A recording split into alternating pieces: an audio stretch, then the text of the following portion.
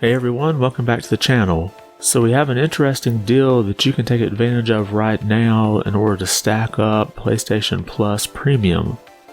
We also take a look at the PlayStation Now games for April and how did LEGO Star Wars do in the ratings.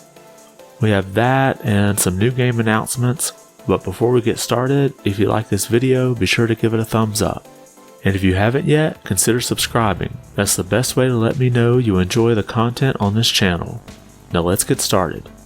So this first topic I wasn't going to cover because I figured this was an exploit and eventually it was going to get patched, probably before I could even get a video up. But as of right now, this still seems to be available. So several outlets have covered this, but this coming from IGN, they've got an outline here of how you can purchase PlayStation Now, and this summer it'll be converted into the PlayStation Plus Premium service. And I believe PlayStation Now is about half the cost. Now I do have one word of caution. I've not confirmed anywhere that Sony has said that they will convert 1 month of PlayStation Now into 1 month of PlayStation Plus Premium. But I could not imagine Sony not doing that. I think there would be too much backlash. So here's a quick look of the steps that you do to get this deal. Now some people have reported stacking this up to 9 years. And in the description of the video I have a link to the IGN article. Just go ahead and click on that. And then you can follow all the links in this step here and it'll walk you straight through it. So if you are someone who is already determined you're going to buy the PlayStation Plus Premium service, this might be a good time to go ahead and lock this in. And while we're on the topic of PlayStation, let's take a look at the PlayStation Now games for April. We have Outer Wilds, which had an 82 Metacritic and a 7.2 user score. WRC World Rally has a 76 and a 6.1.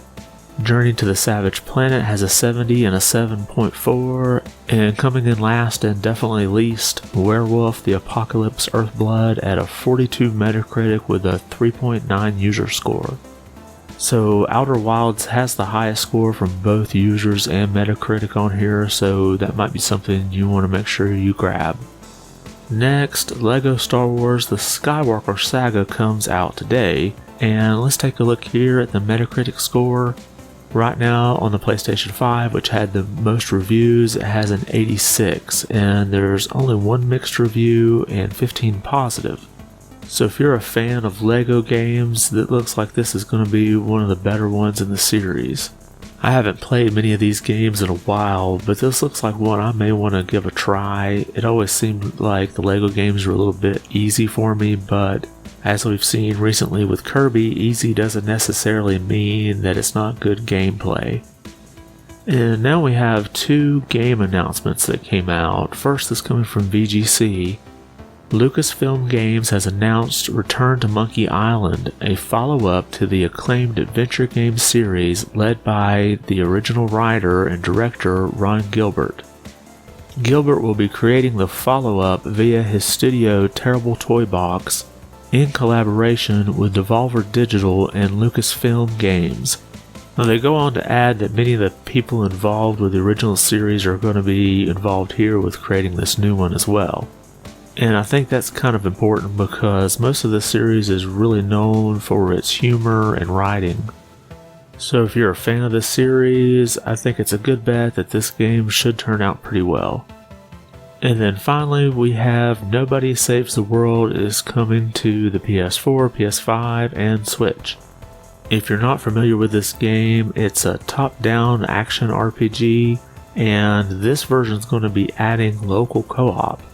Previously, you could only play co-op while online. So let's take a look here at what IGN says. Previously released for Xbox and PC, Nobody Saves the World will now be released for PS4, PS5, and Nintendo Switch on April 14th for $24.99. PlayStation players will get both versions for a single price, and the Switch version will have pre-orders go live today with a 10% discount. The Switch version is also designed so that players can use a single Joy-Con per player and play in tabletop mode. So I haven't played this game before, but I do like the possibility of another game out there that has a couch co-op. But let me know what you think. Do you enjoy a couch co-op game like this? Drop a comment below and let me know. And that's all we have for today's video. Did anything we talk about catch your attention?